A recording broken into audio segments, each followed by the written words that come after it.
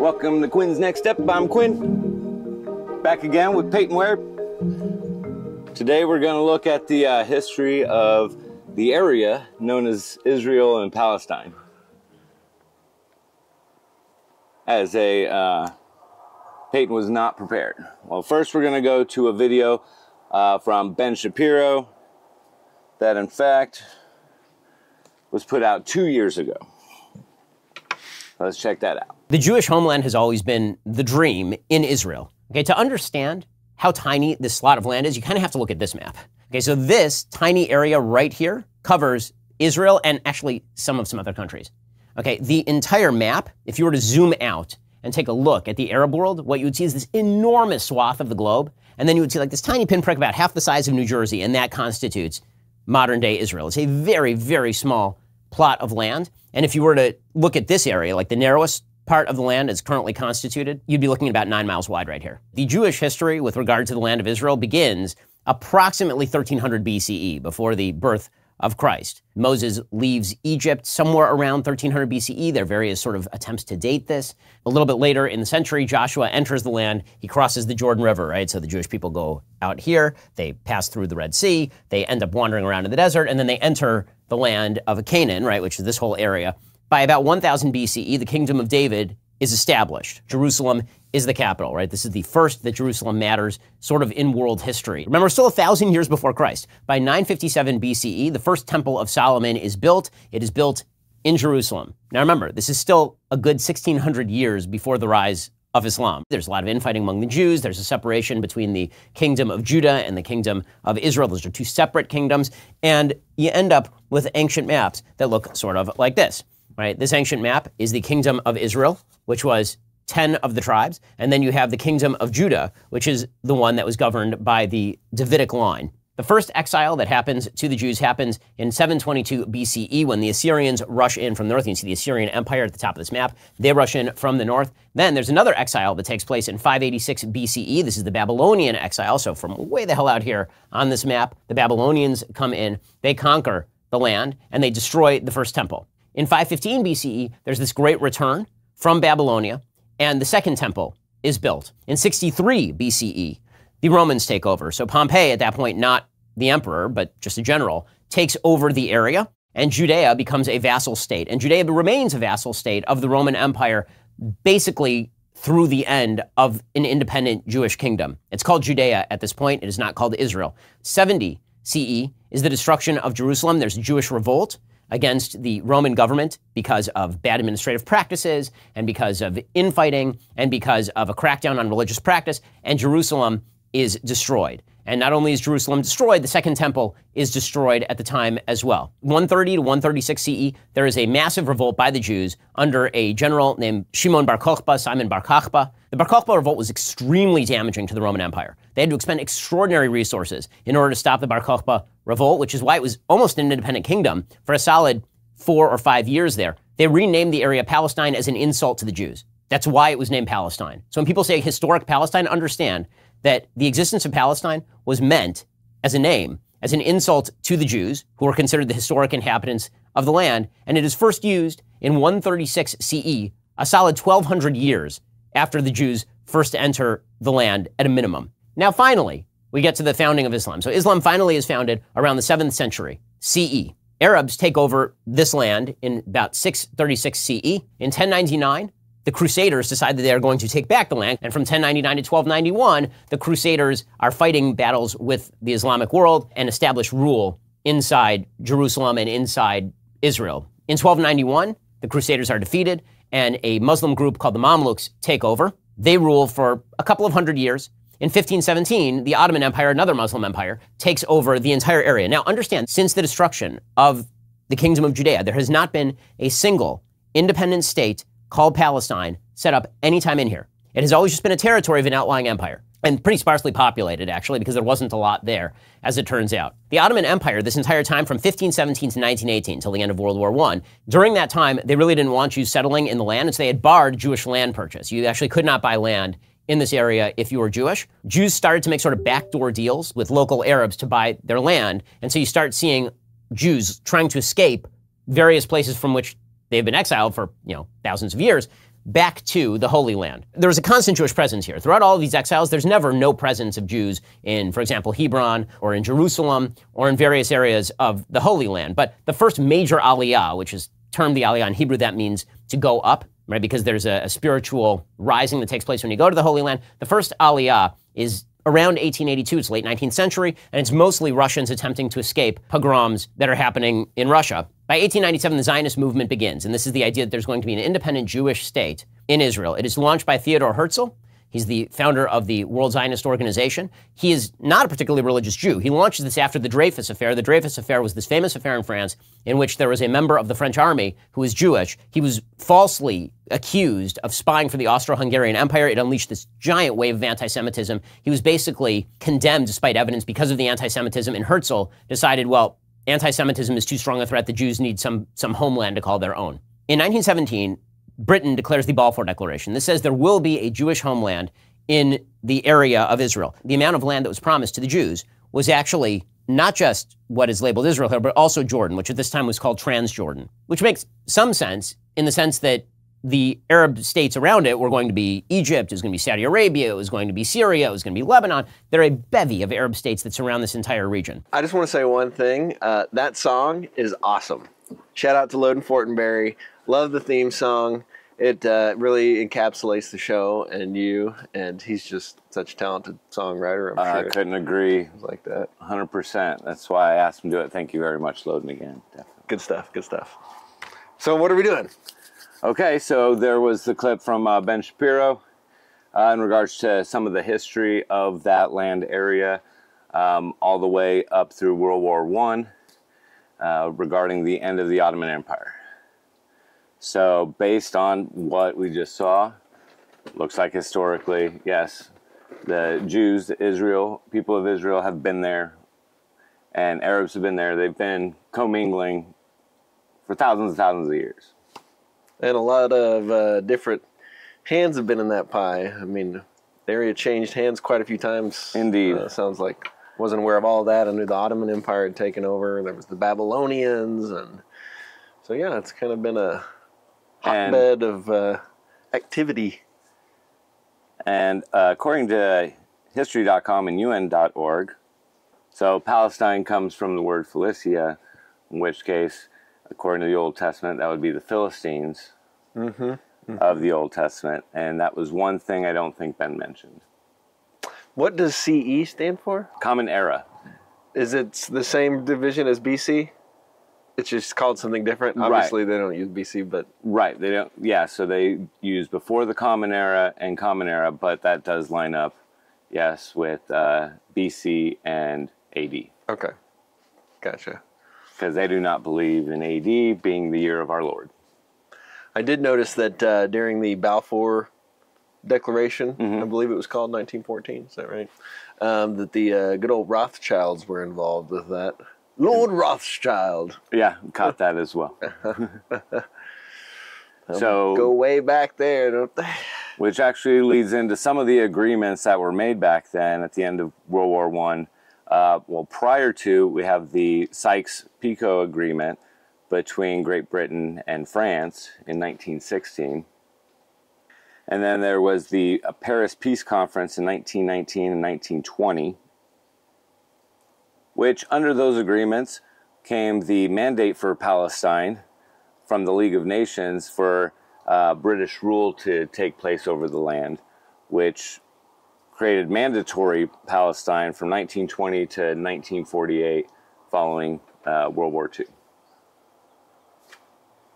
And with that, we'll go to the Dennis Prager video explaining the Middle East problem.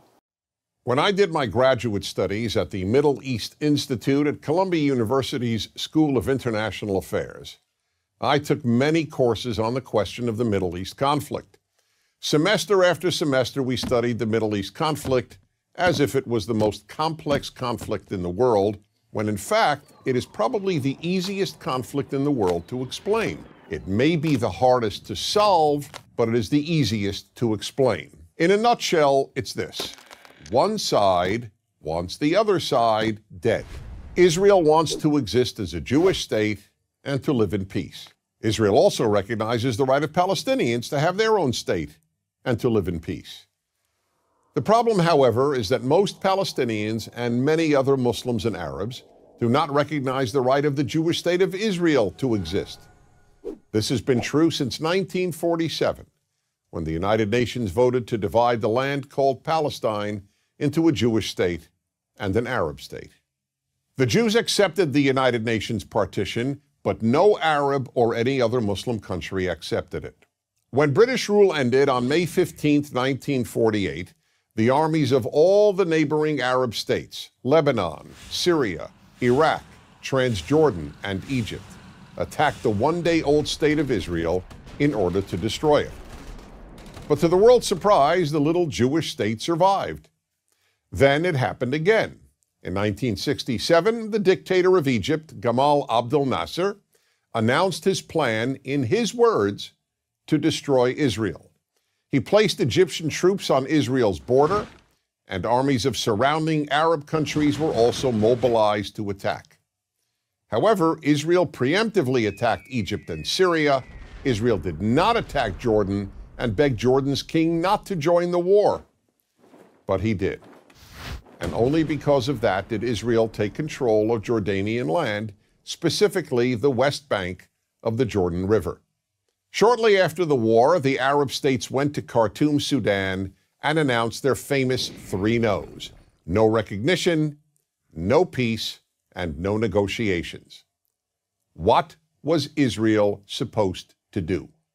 Well, one thing Israel did a little more than a decade later in 1978 was to give the entire Sinai Peninsula, an area of land bigger than Israel itself and with oil, back to Egypt, because Egypt, under new leadership, signed a peace agreement with Israel.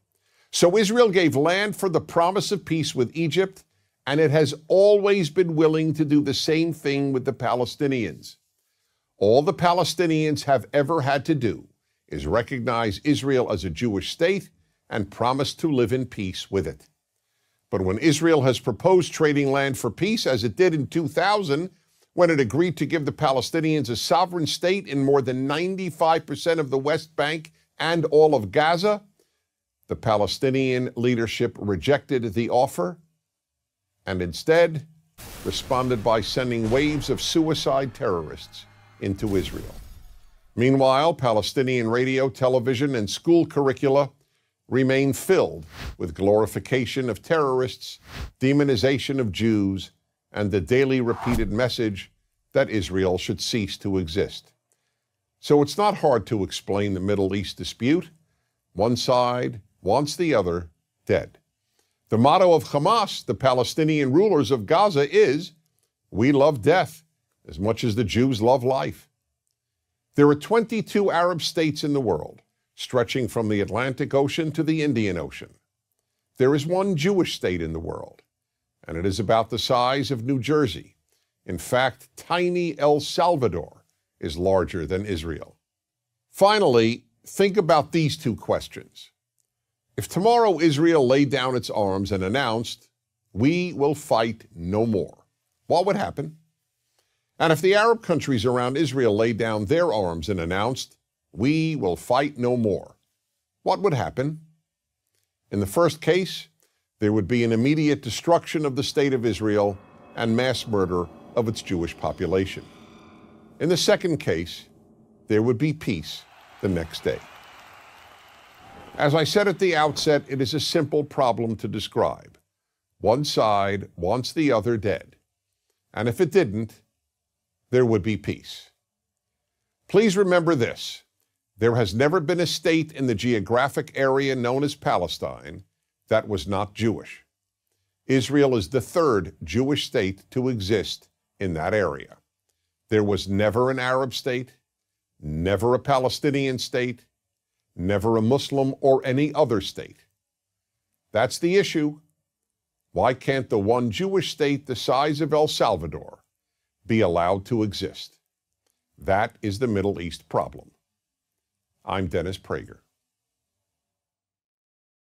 Okay, so we went from Ben Shapiro to Dennis Prager in his 5-minute explanation of the problem.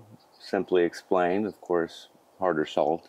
Maybe simplistically explained a little bit too. Indeed. I don't know if you can boil it down to one side wants the other dead and one side's all good and only for peace. I mean, you know, there's people, individuals on both sides maybe that do different things. You can't blame an entire population for the government's decision. Well, the one separation I did see in the video was Palestinians and the terrorist group Hamas, which after last weekend obviously condemn everything that Hamas stands for and does. They might be the ones that he was referring to once all Jewish people dead. Sure. The militant side. Palestinians have been living with Jewish people in that land for hundreds of years. It seems to be outside influences that affect those relationships. I've heard some horrible things. I don't know everything that's been going on, but man, just it's tragic. It's terrible. I don't know why some groups are allowed to have ethno-states and others are not, that it's racist and bigoted and exclusive for some people to have an ethno-state or to live with their own people or their own religions. But with some people, that's what God wanted. I don't know. According to the Institute for Middle East Understanding, during Israel's establishment from 1947 to 49, approximately 750,000 Palestinians fled their homes and land in fear or were driven out. After the war, around 150,000 Palestinians remained inside of what became Israel's internationally recognized borders. Today, there are approximately 1.6 million Palestinian citizens of Israel, comprising about 20% of the total Israeli population. Though Palestinian citizens of Israel can vote and participate in political life, they face a web of institutionalized discrimination and exclusion.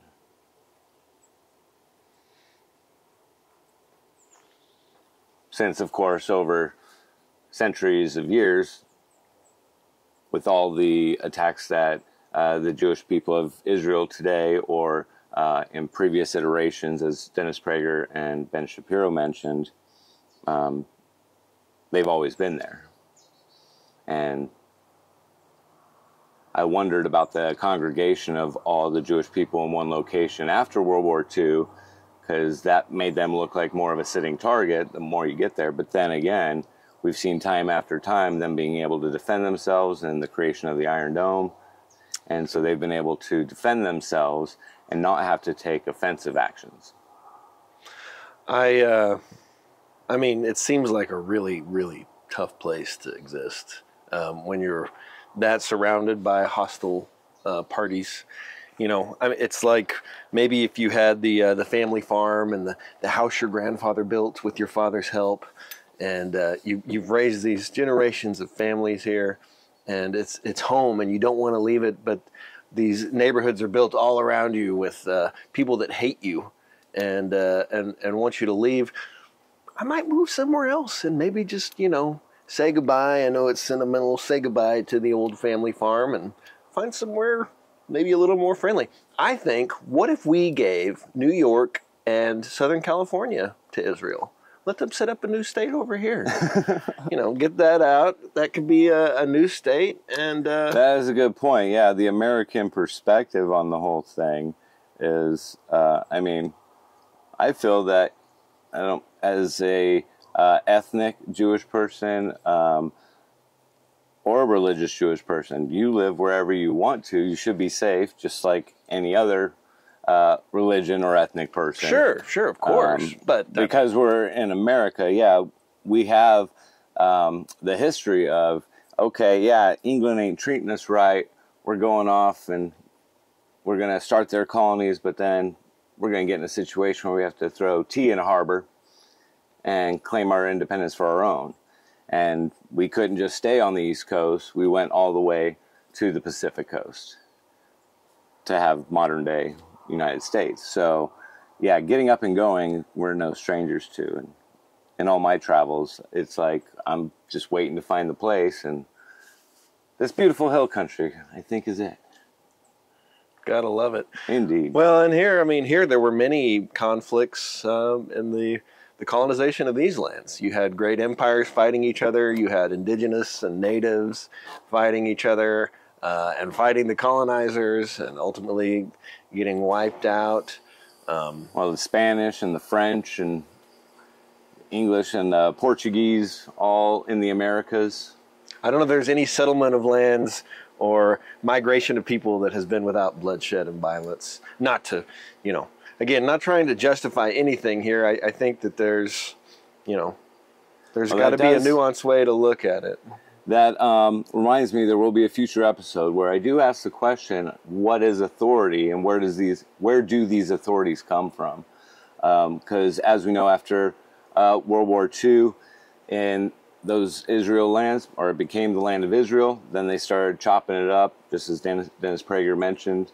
And like you mentioned, that is one side of the story. Let's go ahead and take a look at a brief animated history of the question of Palestine from the UN Palestinian Rights Committee to get an idea of what their side of the situation stands for and says.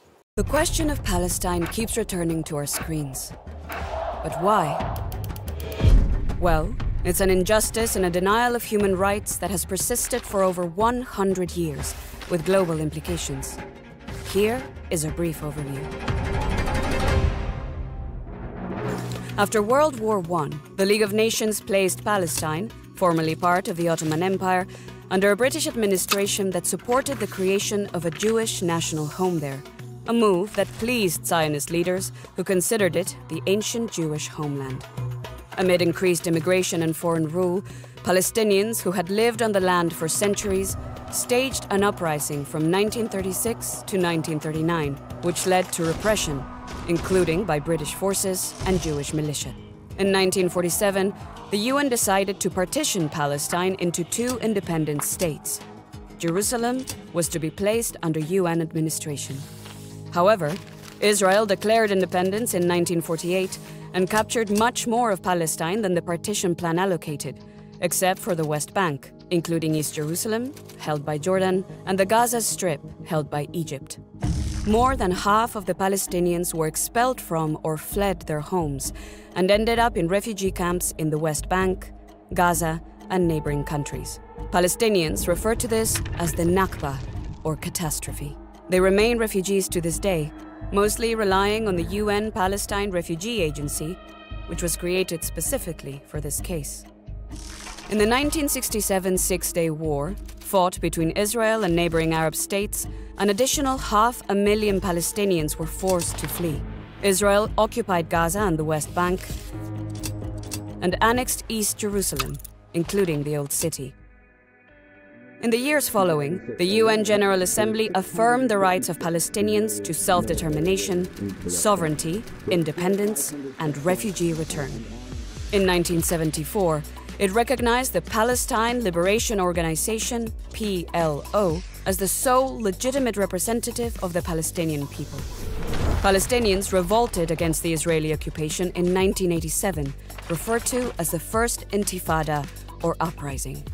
Intense diplomacy followed and led to the signing of the interim Oslo Accords between Israel and the PLO in the 1990s. Palestinians recognized Israel, and the Palestinian Authority was established to govern parts of the West Bank and the Gaza Strip. Further negotiations failed to resolve the remaining issues, as Israel expropriated Palestinian land and continued to transfer its population to illegal settlements in occupied Palestinian territory. During the Second Intifada in 2000, armed clashes and bomb attacks ensued.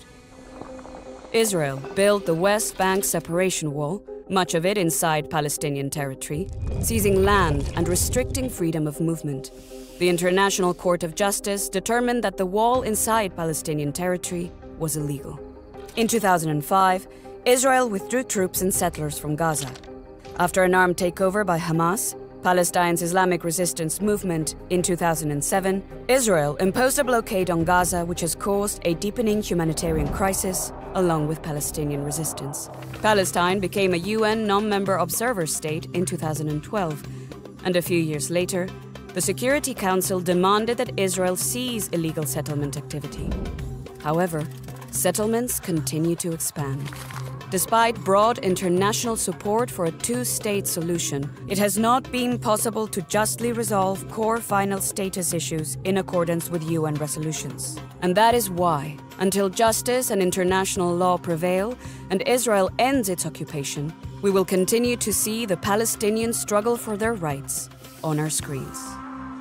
Okay, so that was definitely a different take on just the last 100 years of the area, and how the people have moved about based on UN control, British control. Saw Bill Clinton even making peace treaties in there. Yasser Arafat, I remember that. I didn't know what it meant really at the time, but I remember.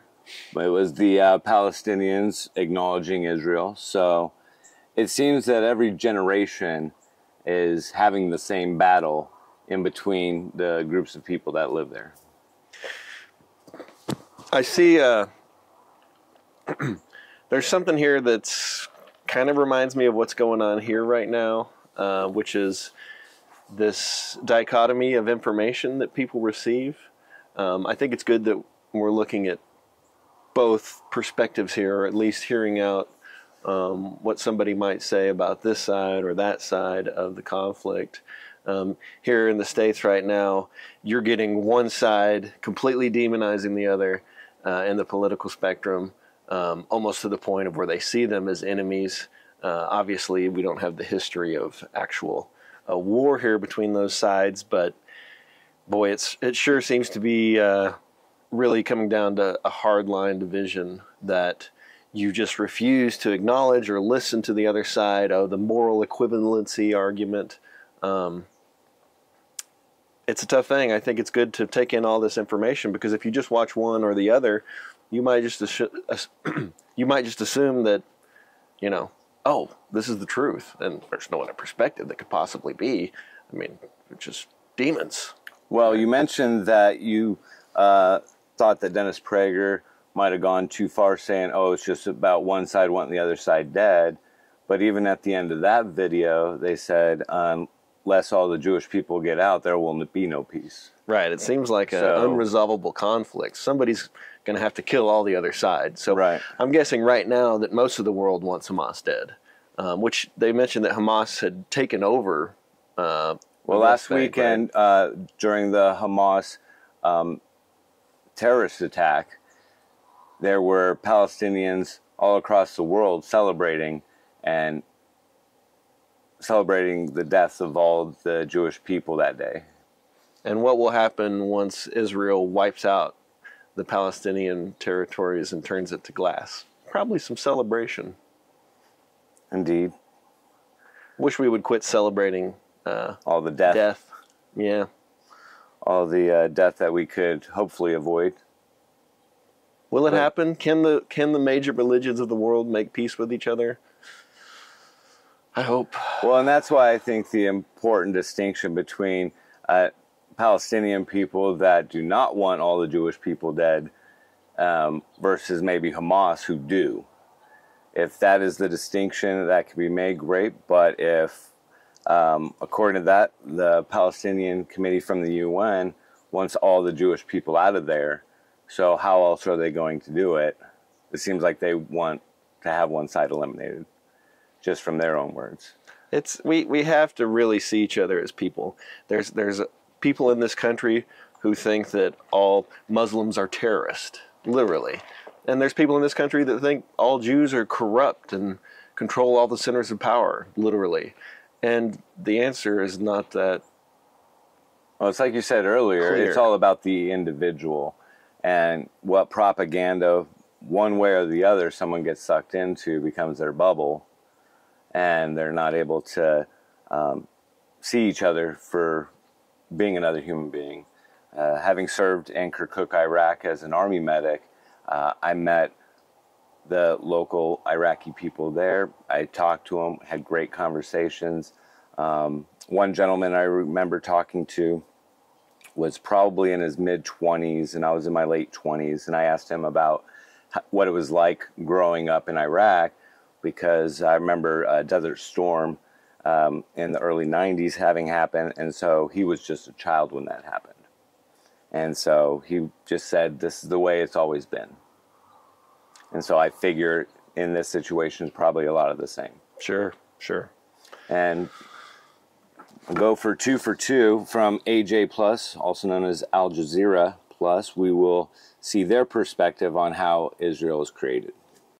On November 2nd, 1917, Britain's Foreign Secretary Arthur Balfour wrote a letter that would set off a conflict still being fought more than 100 years later.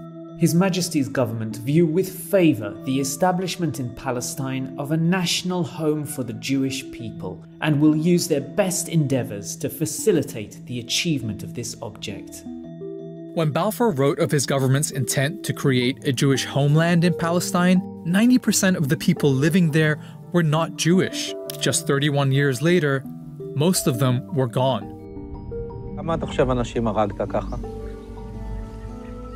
לא ספרתי. אני לא יכול לדעת בחיי. היה לי מקלע עם 250 כדורים. This is the story of the British promise that led to the destruction of Palestine and the creation of the State of Israel.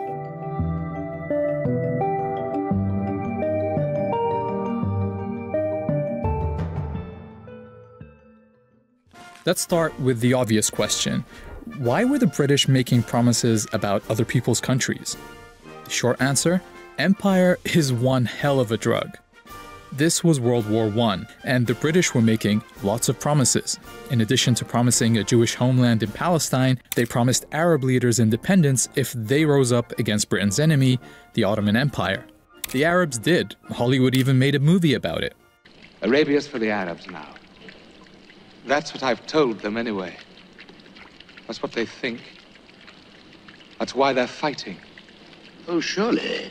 A month after Balfour's letter, British troops took Palestine, ending 400 years of Ottoman rule. The people who lived there were Arabs, mostly Muslims, but there were Christian and Jewish minorities too. There was also a tiny number of European Jews who in the late 1800s had started building small colonies there. At a time when many Jews were suffering horrific persecution in Europe, they felt Palestine could be an escape.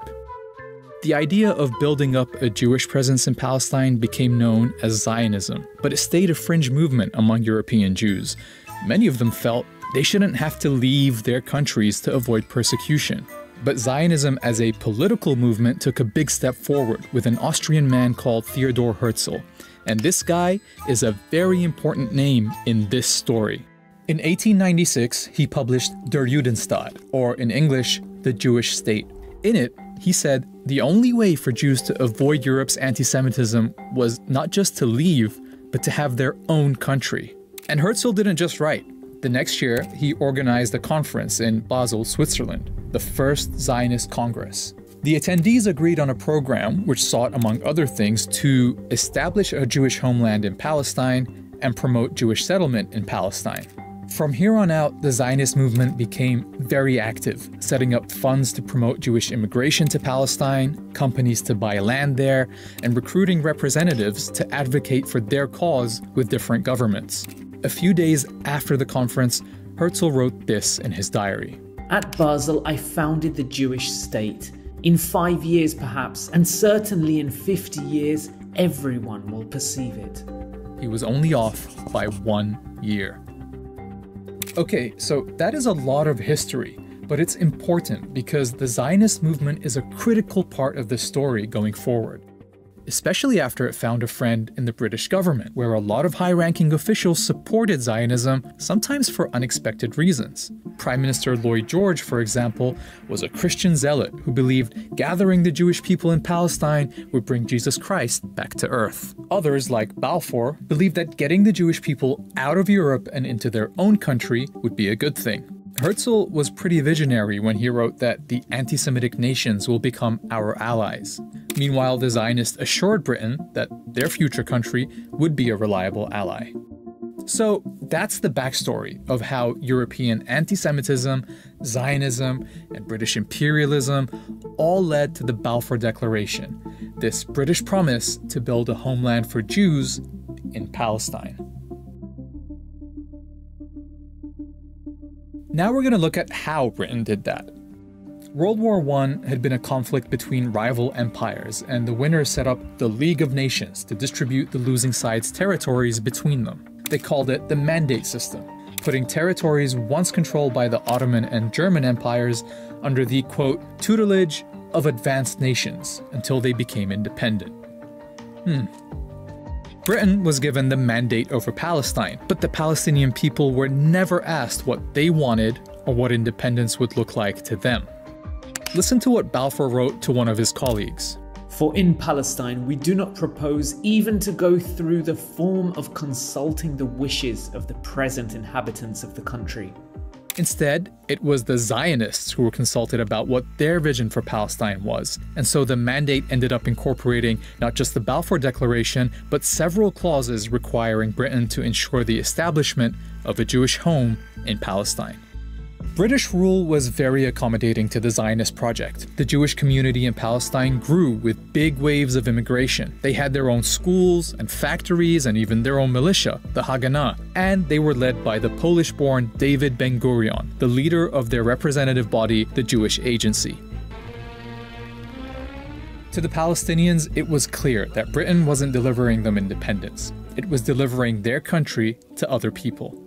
In 1936, they went on strike. British forces tried to break the strike with arrests, torture, mass punishment, and executions. Leaders were exiled, weapons confiscated, and houses blown up. Palestinian fighters attacked British and Jewish targets, while British and Haganah forces would carry out joint raids on Palestinian villages. Something had to change. The British government sent a commission called the Peel Commission to figure it out, but their proposed solution was typical. Just draw another British line on the map, divide the country, give this part to the Jews and this part to the Palestinians, and make that part of Transjordan next door. Oh, and because the Palestinians were a majority in the country, 250,000 of them would have to be removed by force to make the Jewish state viable. Remember, these were the proposals that were meant to calm things down. Spoiler, they didn't. Instead, the revolt continued until 1939, by which time about 10% of Palestine's adult male population had either been killed, injured, arrested, or exiled. The British government really needed a solution. So, here comes another report.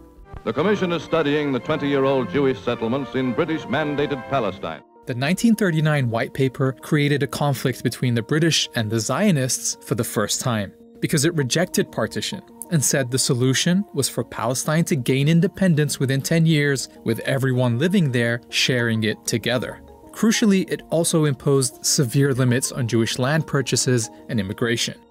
To the Zionists, this felt like a betrayal. In response, some set off bombs across the country, killing dozens of Palestinians. But soon, everyone was distracted by something much bigger. More than 60 million people were killed in World War II, including 6 million Jews murdered in Nazi death camps. Jewish survivors fled Europe, with a large number of them trying to find safety in Palestine despite the British limit on Jewish immigration. This set off a more direct confrontation between the Zionists and the British, with Palestinians often targeted as well. The Zionists knew two things. Militarily, they were stronger than the Palestinians, and Britain was exhausted by World War II, so it wouldn't have the stomach to keep fighting in Palestine. They were right. In 1947, after 30 years of occupation, Britain announced it was quitting Palestine and asked the newly formed United Nations to clean up its mess. Alright, 1947 and 1948 are the most pivotal years in this story, so let's take a look at how things are lining up. During British rule, Jews had gone from 10% to 30% of the population, and owned about 6% of the land. Under Ben-Gurion's leadership, the Jewish Agency was pretty much functioning as a government for the Jewish community. And the Zionist militias had tens of thousands of soldiers, modern weapons, and officers who'd already fought in World War II. On the other side, the Palestinians hadn't been allowed to develop their own administration or military. But as they waited for the UN solution, they were still the majority all over the country. In November 1947, the UN, then only made up of a fraction of the world's countries, voted to partition Palestine. This plan marked off 55% of the country for a Jewish state, but the UN never explained how it could be a Jewish state when half the people in its territory were Palestinian. To nobody's surprise, Palestinians, and in fact all Arabs, rejected the UN's plan. Ben-Gurion and the Zionist leadership accepted, but they saw an opportunity. With the British on the way out, the Zionists knew they would have the strongest military in Palestine. Their forces were instructed to seize more territory than they'd been awarded by the UN, and to do what was necessary to reduce the number of Palestinians in it. In cities like Haifa, the militia set off car bombs in Palestinian neighborhoods. They attacked villages and forced residents out. Haganah troops have driven the Arabs out of the beleaguered city, taking many prisoners. After inspecting parts of western Jerusalem that had been emptied of Palestinians, Ben-Gurion said, "In many Arab neighborhoods in the West, you do not see even one Arab. If we persist, it is quite possible that in the next 6 or 8 months there will be considerable changes in the country, and to our advantage." One of the events that helped speed up these changes took place on April 9th, 1948, when the village of Deir Yassin was attacked. A British government report to the United Nations describes the scene. 250 people were killed in circumstances of great savagery. Women and children were stripped, lined up, photographed, and then slaughtered by automatic firing. The story of what happened at Deir Yassin set off panic all over the country. As news spread, people fled, fearing they would be next. Historians have recorded dozens of similar massacres during this period. Each time, they would result in entire communities fleeing. תמיד הייתה הוראה של בן-גוריון לגרש את האנשים משם. כבשנו את המקום, טרקטורים חרשו את המקום. חרשו. לא נשאר זכר של כפר. למה? לא רצו שתהיה, לא חזרה ולא זכר של המקום. By the time Britain ended its mandate on May 15th, 1948, 250,000 Palestinians had fled. The night before, David Ben-Gurion announced the founding of the State of Israel, with himself as its first prime minister. He was standing under a giant portrait of Herzl, 51 years after Herzl had predicted this very moment. The Zionist militias came together as the newly formed Israel Defense Forces, but the fighting wasn't over. With the British out of the way, soldiers from several Arab countries entered Palestine. But the Israeli army was better equipped, better organized, and unlike the Arab armies, had a unified command and backing from several European countries. Israeli forces pushed into places that the UN had assigned to the Palestinian state, like the towns of Lidda and Ramle. 50,000 people were forced to flee from there, many on foot, in what became known as the Lidda Death March. After being emptied, the towns were given Hebrew names, Lod and Ramla. Like in many other emptied towns, the buildings and homes were taken over by the new Israeli state and given to Jews. By the time the UN secured an armistice, 3/4 of the Palestinian people had become refugees. In Arabic, they call this the Nakba, literally the catastrophe. The new state of Israel made up 78% of what had been Palestine. The remaining parts were annexed by Jordan or taken over by Egypt. A year later, the UN passed a resolution calling for all Palestinian refugees to be allowed to return home. They never have been. Palestine had been erased. In the decades since, attempts to resolve this conflict have again tried to partition the land. With each successive attempt, the territory offered to Palestinians in their historic homeland shrinks even more. Ironically, Israel is still struggling to maintain the population advantage it gained in 1948 when it forced all those people out, because in 1967, it occupied the West Bank and Gaza, bringing all the Palestinians living there under its rule. And so today, the population of Jews and non-Jews in this land is roughly equal. But those living under occupation have no rights, no citizenship, and no prospect of independence. The Nakba-era tactics of settlement, home demolitions, and expulsion are still used against them. Nakba, Nakba, no! We want Nakba, Nakba, no! Israel has taken the land but wants nothing to do with the millions under its rule. International, Israeli, and Palestinian human rights groups say this system is a form of apartheid. I'm curious what Ben or Dennis would say about the Israeli soldier laughing as he says he lost count of how many Arabs he killed with his machine gun. when they say that one side wants to kill the other and one side just wants peace. Again, I think that you can't really paint things. Well, it's like you said, it comes down to the individual. And the generational thing, I mean, history might not repeat, but it sure rhymes. Whether you go back as far as the first and second kingdoms that Ben Shapiro mentioned, or coming into modern day. And after this past weekend conflict, where are things going to go? We know who supports who globally about this point. We are seeing some division here, obviously, which is tough. I mean, some of the videos we watched are incongruent. Now, having seen these, what's your assessment on which of these is accurate? Well, historically and biblically, I mean, the Jewish people of the land and the first and second kingdoms, and always getting kicked out by a different empire. And it seems that the Arabs and the Jewish people of the land have always been there. They have had times of peace. They have had times of conflict. And it is just that never-ending cycle, generation to generation. And not really sure where it's going to go in the future. It seems after last weekend, Israel has no choice but to go through all of the Gaza Strip and eliminate all of the Hamas soldiers while trying to not harm any civilian women, children, or elderly, the way that Hamas attacked Israel last weekend. That should be pretty easy, right? Kind of like Afghanistan.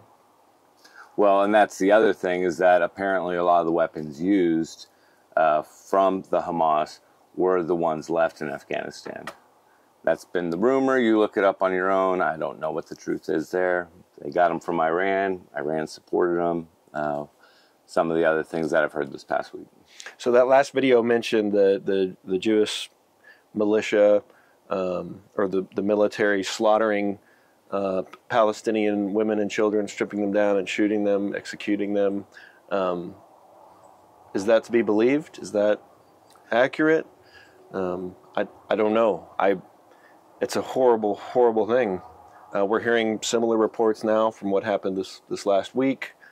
Again, it's really hard to know what to believe when one side is obviously revealing themselves to be disingenuous about what they're saying. They're saying contradictory things. Well, and atrocities are caused by individuals, and maybe they're set up by not only local governments or local leaders, but as we saw from international leadership. And as empire taken over empire, and the fall of the British Empire did leave them to their own devices. So it is an Israeli state, and it seems that Palestinians never wanted to agree on a two-state solution, maybe except for that Yasser Arafat agreement and acknowledgement. But as we know, all these peace agreements don't last. And there are other interested parties from around the world, whether it be the other surrounding Arab nations, or obviously from what we saw, the European nations, and of course, America. Is there a way out of this? Is there hope for this? Is this going to end up in the Middle East being a glass bowl? Well, I know some have said World War III already happened, or might have been the Cold War, or might have been this war or that war.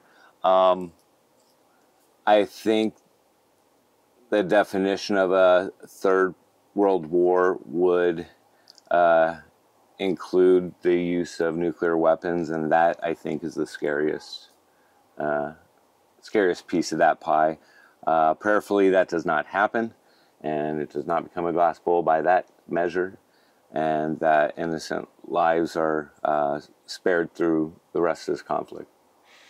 Yeah, and my fear is that, well, you know, I read something about there's been some resistance in Congress to more Ukrainian funding for their war efforts, but I noticed that they've attempted or are attempting to tie that Ukrainian aid to Israel militarily now.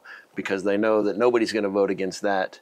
So we can shoehorn this in. And the concern that gives me is no matter how many children die, somebody's really interested in pushing this forward. Somebody's going to benefit from that, and they'll do everything they can to cheer it on, to encourage it, to propagandize it. And it just makes me trust everything I hear even less, because I know that there are foul motives driving some of the parties involved in this. And, you know, maybe that's the first step, is rooting out that corruption. Everybody's looking to make a buck off of it. Definitely make a buck and gain some power, gain some strategic advantage, resources. You know, I will do a shout out. Russell Brand had a video, and I will put it in the description below, that explained how all these congressmen in America are buying up military stocks right now. Yeah. So between Ukraine and Israel, our government's looking to spend a lot more money they don't have, already being $33 trillion in debt, which they created. The people of America didn't create. The elected officials created all that debt, and who knows what'll happen to that. That'll be in another video. Yeah, I mean, they talk about both sidesism. Well, who's the best at both sidesism? American foreign aid. It goes to everywhere.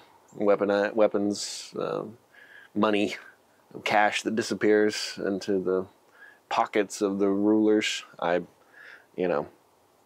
Well, the withdrawal from Afghanistan with all that military equipment, I was just like, okay. But instead of transferring that equipment to, say, Ukraine, if they knew that's the jump they were going to make at the time, they were like, oh, no, we can't do that because we need to spend more American tax dollars on new equipment. Right. For ourselves, we'll offload all the other stuff to Ukraine. Meanwhile, leaving all that equipment in the hands of the Taliban in Afghanistan. You don't want to leave a power vacuum, right? I don't know. And how that translated over Iraq, through Iran, and through Jordan and Egypt. It is definitely a big old mess over there. And I wish you all peace and prosperity and less violence in the future. Absolutely. I did not know this was the topic you were going to lay on me this morning. I thought maybe we'd do a movie review. So pretty intense, but I'm glad we talked about it. It's a really important thing that's going on. It's tragic. It's really saddening. Like you said, I hope that there's a solution out there. We'll see where it goes in the coming weeks and months. From an American perspective, knowing that we're going into another election year, I was saying at the beginning of this year that I've always had this feeling like this year was going to be a little more calm than next year, but I think after this past weekend, shit's really going to pop off over the course of the next year, whether it be through the primaries or even when they get to the general election. A lot of this foreign conflict will come home to roost, and we will see riots and stuff maybe like we did in 2020. And so with that, I would say stay safe. Get ready. And head on a swivel. And take the next step. Take the next step a little bit closer. Take the next step with Quinn. Take the next step, never stop learning. If you're falling down, then get back up and take the next step again.